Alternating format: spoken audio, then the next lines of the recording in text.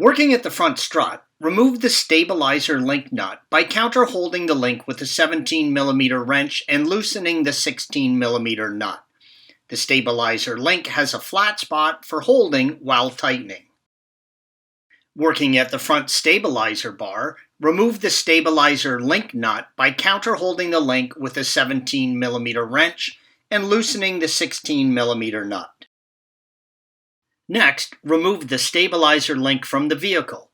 Reverse removal instructions for installation. Install a new stabilizer link with new self-locking nuts. Working at the rear sway bar, remove the stabilizer link nut by counter-holding the link with a pair of vise grips and loosening the 16mm nut. The stabilizer link has a flat spot for holding while tightening, but requires a thin wrench. If you do not have a thin 17mm wrench, use vise grips with a curved jaw as shown in the photo. Next, you have to remove the lower fastener. It is a 13mm bolt, green arrow, and it is tough to get to.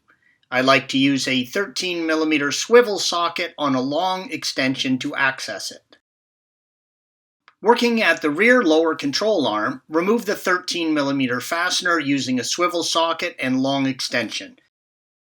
Next, remove the stabilizer link from the vehicle.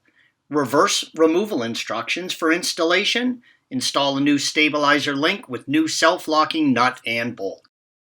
Thanks for watching. Click here to view the original article along with hundreds of other DIY content for your car.